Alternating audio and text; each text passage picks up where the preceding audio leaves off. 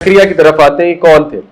He was a mighty prophet of بنی اسرائیل، اور بڑھاپے تک ان کو اولاد نہیں ہوئی. حضرت داؤد کے ڈائریکٹ ڈسینڈنٹ تھے، اور حضرت سلیمان کے آف کورس. ہیکل کے ٹرسٹی تھے. ٹرسٹی آپ سمجھتے ہیں جس کو ذمہ داری سونپی جاتی ہے ایک جگہ کی، ٹھیک ہے، بورڈ آف ٹرسٹی جو ہوتا ہے. اسی طرح یہ بہت نیک تھے اور ایک قسم کے امام تھے ہیکل کے. ان کو مریم علیہ السلام کا گارڈین بنایا گیا. کیسے؟ بڑی انٹرسٹنگ سٹوری ہے، قرآن میں مینشن ہے، حدیث میں بھی آتا ہے، قرآن میں بھی ہے. اللہ تعالیٰ کہتے ہیں، یہ میں آپ کے سامنے آیت جو ہے وہ رکھ بھی دیتا ہوں، آیت نمبر 44 ہے سورہ آل عمران. اللہ کہتے ہیں اینڈ یو او محمد صلی اللہ علیہ وسلم were not with them when they cast their pens as to which of them should be responsible for مریم.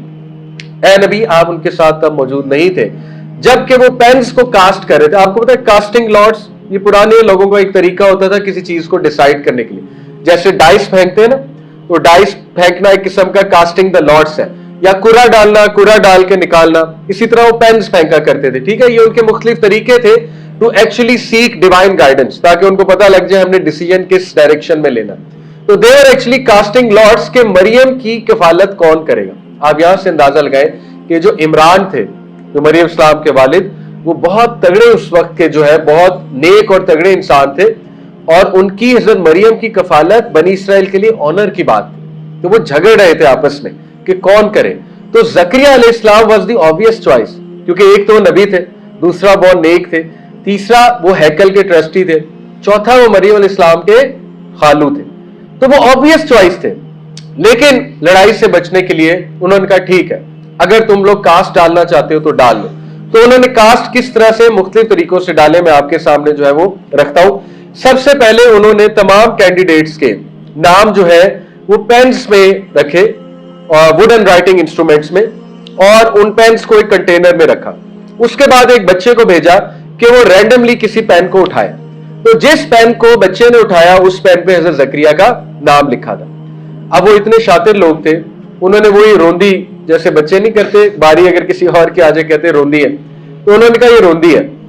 اور اس شور پہ زکریا السلام نے کہا اچھا چلو دوبارہ کر لو. دوبارہ انہوں نے کاسٹ کو ریپیٹ کیا. اس بار انہوں نے کیا کہا کہ کلیمنٹس کو کہا کہ وہ تمام پین اپنے ریور میں ڈالیں، اور وہ پین جو سب سے جلدی which will swim against the current would win the guardianship، یعنی کہ جو اس کے خلاف جا کر آگے چلا جائے گا کرنٹ کے اگینسٹ، ریور کے کرنٹ کے اگینسٹ، فلو کے اگینسٹ، وہ شخص کی گارڈینشپ ہم مان لیں گے. اب کیا ہوا؟ دوبارہ زکریا علیہ السلام کا پین آگے آیا. تو پھر انہوں نے یہ رولا ڈال دیا کہ یہ بھی روندی ہے. اب تیسری بار کیا ہوا؟ Third round. اس بار انہوں نے یہ کیا کہ جو بھی pain the pen which will swim with the current would win the cast، جو کرنٹ کے ساتھ آگے جائے گا. پہلے تھا کرنٹ کے اگینسٹ یعنی فلو کے اگینسٹ، اب تھا کرنٹ کے ساتھ جو سب سے جلدی آگے جائے گا اس کو ہم مان لیں گے. تیسری بار بھی زکریا علیہ السلام کا پین ہی فرسٹ آیا. تو اب وہ سمجھ گئے، انہیں سمجھ آ گئی کہ یہ بس ہمیں کر دینی چاہیے. تو زکریا علیہ السلام اوبیسلی انہیں مریم علیہ السلام کی کفالت سونپ دی گئی. آپ دیکھیے کہ کتنا خوبصورت واقعہ ہے کہ مریم علیہ السلام کی جب وہ کفالت کر رہے تھے، انہوں نے اپنی آنکھوں سے مریم علیہ السلام کو دیکھا. کتنی مریم السلام شروع سے نیک تھیں، بلیسڈ تھیں، اپنی عزت اور عصمت کی حفاظت کرنے والی تھی، اور بہت عبادت گزار تھی، بہت عبادت گزار تھی. بیت مقدس میں ایک حجرہ تھا ان کا، اس حجرے میں ایک خاص حجرہ تھا، وہاں پر بیٹھ کر اللہ کی حمد و ثنا بیان کرتی، عبادت کرتی. اور اکثر حضرت زکریا جب ان کے حجرے پہ آتے تو دیکھتے کہ فروٹس پڑے ہوئے، اور وہ بے موسمی پھل ہوتے تھے. یعنی سمر کے فروٹس ونٹر میں ہوتے تھے، ونٹر کے فروٹس سمر میں ہوتے تھے. اب ظاہر ہے اس دور میں فریج تو نہیں ہوتا تھا، تو وہ حیران ہوتے تھے کہ یہ فروٹس کہاں سے آئے. تو حضرت مریم سے پوچھتے تھے کہ مریم یہ آپ کے پاس فروٹس کہاں سے آئے؟ تو جواب دیتی تھی کہ اللہ نے دیا ہے. تو جب انہوں نے یہ دیکھا، بڑا خوبصورت واقعہ ہے، جب انہوں نے یہ دیکھا اپنی آنکھوں سے، تو انہوں نے اللہ رب العالمین سے خواہش ظاہر کی. اس سے بہت زبردست ایک پوائنٹ مینشن ہوتا ہے کہ جب آپ کسی کے پاس کوئی نعمت دیکھیں تو بجائے کہ حسد کرنے کے، جیلس ہونے کے، آپ اس کے لیے بھی دعا کریں. اور یہ وہ موقع ہے کہ آپ اللہ سے اپنے لیے بھی مانگیں انشاءاللہ تعالی. ٹھیک ہے، جیسے ماشاء اللہ لا قوت الا باللہ، یہ بھی کہنا چاہیے، رائٹ. اور یہ بات یاد رکھیے کہ نظر پیاروں کی بھی لگ جاتی ہے. یہی تو فرق ہے اصل میں العین میں اور حسد میں. فرق ہی یہ ہے. حاسد جو ہوتا ہے، عین اور حاسد میں کیا فرق ہے؟ حاسد جو ہے وہ حسد کرنے والا ہے جو آپ کا دشمن بنتا ہے اور ریسنٹمنٹ کرتا ہے، نفرت کرتا ہے. اور उसकी ख्वाहिश होती कि आपसे चीज छीन ली जाए। आइन जो होता है, आइन यानी कि नजर लगाने वाला, वो बेसिकली आपका प्यारा भी हो सकता है जो केयरलेस हो। केयरलेस से मुराद है माशाल्लाह ना कहे, ठीक है, आपसे प्यार करता हो, आपकी चीजें देखे। आइन जो है ये माँ बाप की भी लग जाती है, शौहर को बीवी की लग जाती, बीवी को शौहर की लग जाती, बच्चों को लग जाती है, ठीक है। तो इसलिए इन अल्फाज का बहुत ख्याल रखना चाहिए, माशाल्लाह कहना चाहिए एक दूसरे को भी, अल्लाह बारिक ये दुआ भी करनी चाहिए, ठीक है, बारक अल्लाह फीक ये भी कहना चाहिए। बहरहाल तो हुआ ऐसे कि जब उन्होंने देखा कि मरियम को अलैहिस्सलाम को फ्रूट्स मिल रहे हैं बेमौसमी, तो उन्होंने साइड पर जाके बड़ी खूबसूरत अल्लाह से दुआ की। उन्होंने कहा कि अल्लाह, अगर तू मरियम को बेमौसमी फल दे सकता है तो है मेरे रब मुझे औलाद भी दे सकता है। कितनी खूबसूरत बात है। अब देखें वो लोग ऐसे थे, उनका ईमान रिवाइव होता था ऐसी चीजें देख के, ठीक है, और वो अल्लाह से एंड तक उम्मीद लगाते थे, और अल्लाह को ऐसे ही रवैये जो है वो पसंद है। तो बहरहाल बड़ी ही खूबसूरत उनकी दुआएं हैं, मैं आपके सामने रखता हूँ। जो लोग औलाद के हवाले से मुंतजिर हैं, उनको ये दुआएं बहुत पढ़नी चाहिए। एक दुआ सूरह आले इमरान आयत नंबर 38 में है, रब्बी हबली मिन लदुनका ज़ुर्रियतन तय्यिबतन इन्नका समीउद दुआ। क्या है ट्रांसलेशन? रब्बी हबली मिन लदुनका ज़ुर्रियतन, my lord grant me from yourself ज़ुर्रियतन, अ गुड ऑफस्प्रिंग, तय्यिबतन, पाक, Indeed, you are the hearer of supplication. इन्ना हुस समीउद दुआ, बेशक तू दुआ सुनने वाला। अल्लाह को वास्ता भी दिया, ठीक है, परफेक्ट दुआ है कि अल्लाह का एट्रीब्यूट भी है और अल्लाह को वास्ता भी दिया। एक और दुआ है, वो है सूरह अंबिया में, रब्बी ला तज़रनी फर्दौ व अंत खैरुल वारिसीन, ऐ मेरे रब मुझे बगैर किसी वारिस के ना छोड़ी।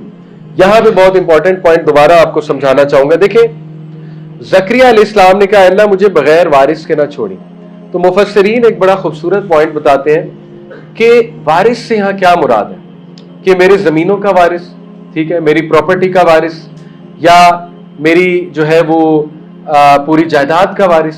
पहली बात है ज़करिया के पास जायदाद तो कोई थी नहीं। हदीस में आता है कि वो एक कारपेंटर थे। हज़रत ज़करिया की तारीफ है ना कि उन्होंने अपने हाथ से कमाया, हाथ से खाया।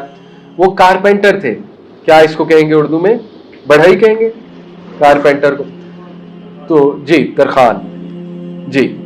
तो एक तो पहली बात जायदाद तो उनके पास कोई थी नहीं। तो यहां पे बड़ा खूबसूरत पॉइंट जो मैंने शुरू में भी मेंशन किया कि देखिए उनकी सारी की सारी फिक्र क्या थी कि अल्लाह दुनिया में बदअमनी ना फैल जाए, दुनिया में अच्छे लोगों की कमी ना हो जाए।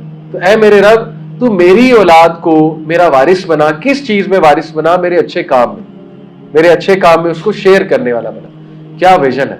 और देखिए अल्लाह ने इस विजन की बदौलत उनकी दुआ सुनी, ठीक है।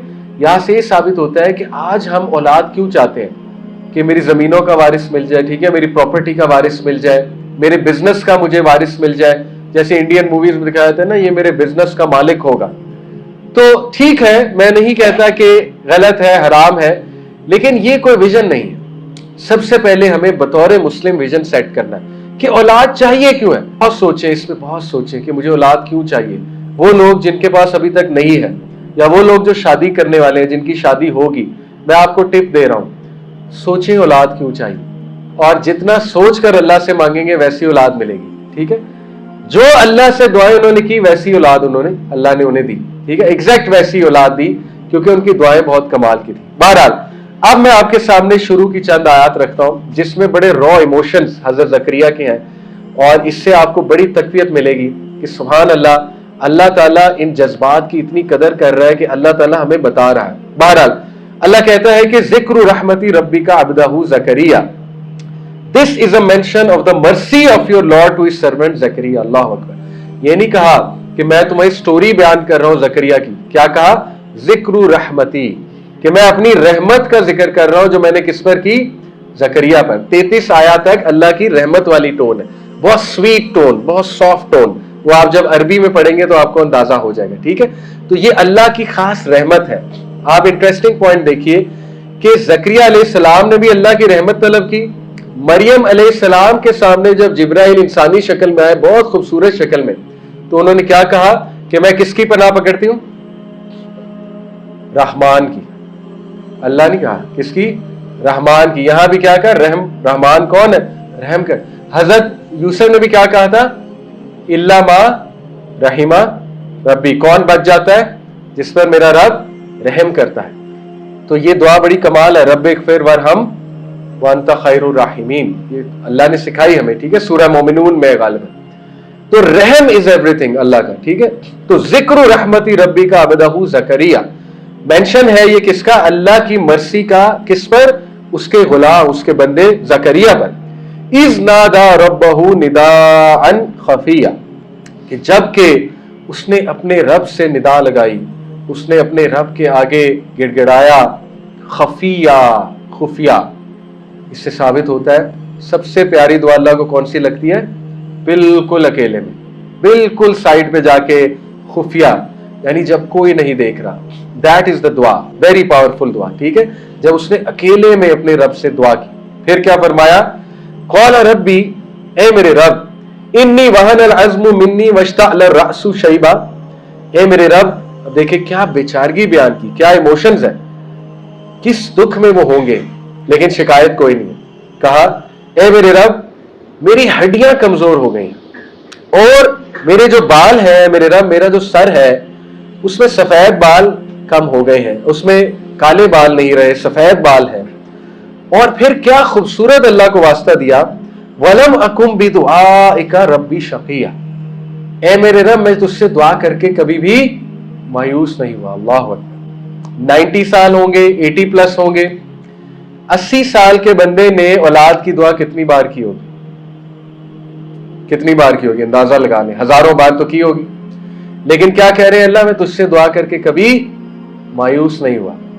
ये है वो तारीखी अल्फाज, ये है वो एटीट्यूड जो अल्लाह बता रहा है अपने बंदों को कि इन बंदों में क्या स्पेशल था। ये भी इंसान थे, लेकिन ये क्यों हमारा इतने करीब थे? क्योंकि इन्होंने हमें पहचान लिया था, अल्लाह को पहचान लिया था। इतना अकीदा पाक था इनका, इतना अकीदा पाक था। जैसे यूनुस इस्लाम ने कहा, ला इलाहा इल्ला अंता सुब्हानका इन्नी कुन्तु मिनज़ ज़ालिमीन, अल्लाह मैं जालिम हूं, आप पाक है। आप सवाल ही नहीं पैदा होता कि आप बंदे को कोई नुकसान पहुंचा दें, आप अपने बंदे के लिए कुछ गलत डिसाइड कर ले, सवाल ही नहीं पैदा होता, मैं जालिम। तो इन्होंने भी कहा, वलम अकुम बिदुआइका रब्बी शकिया, ऐ मेरे रब, मैं आपसे दुआ करके कभी मायूस नहीं हुआ। क्या कहा? व इन्नी खिफ्तुल मवालिया मिन वराई व कानत इम्राती आकिरन फहबली मिन लदुनका वलिया। क्या खूबसूरत अंदाज है। कहते हैं, एंड इंडीड, और बेशक, I fear the successors after me, मुझे डर है अपने बाद की जनरेशन का। क्या खूबसूरत विजन है। किस चीज का डर है? कि अल्लाह, मेरे बाद की जनरेशन में गुडनेस कायम रहेगी कि नहीं। आज हमें ये जनरेशन चाहिए, नीड ऑफ द टाइम। ये आज के टाइम में आप देखें, हमारी सारी फिक्रें क्या हैं कि पाकिस्तान मुस्तहकम हो जाए, जीडीपी बढ़ जाए, इकोनॉमिकली एम्पावर हो जाए, अमेरिका चले जाओ, डॉलर कमा लो, पाउंड कमा लो, यहां बैठ के डॉलर में, पाउंड में इनकम कर लो, ई कॉमर्स सीख लो, ये कर लो, इकोनॉमिक एम्पावरमेंट अचीव कर लो। आज का दौर बहुत कट थ्रोट है, इकोनॉमिक कंपटीशन है बहुत ज्यादा, अपने आप को इकोनॉमिकली सेव कर लो। मैं नहीं कहता को हार जाए, अल्लाह ताला ने इजाजत दी है, लेकिन कितना छोटा विजन, कितना मायोपिक विजन है। ये लोग थे जो जनरेशंस की फिक्र करते थे, जनरेशंस का क्या बनेगा अल्लाह मेरे बाद, ये इनकी फिक्रें थी। आज ऐसे लोग चाहिए, ऐसे नौजवान चाहिए। ये फिक्रें हमने छोड़ दी तो आज जो भी फलस्तीन में हो रहा है, बहुत जुल्म हो रहा है, जो भी कश्मीर में हो रहा है, ये हमारे अमाल, ये फिक्रें हमने छोड़ दी। हमने लीडर्स क्रिएट करना छोड़ दिए, हमने बच्चों की तरबियत करना छोड़ दी, हमने उन्हें मॉरल वैल्यूज सिखाना छोड़ दी। आज वो सब हमारे सामने आ रहा है।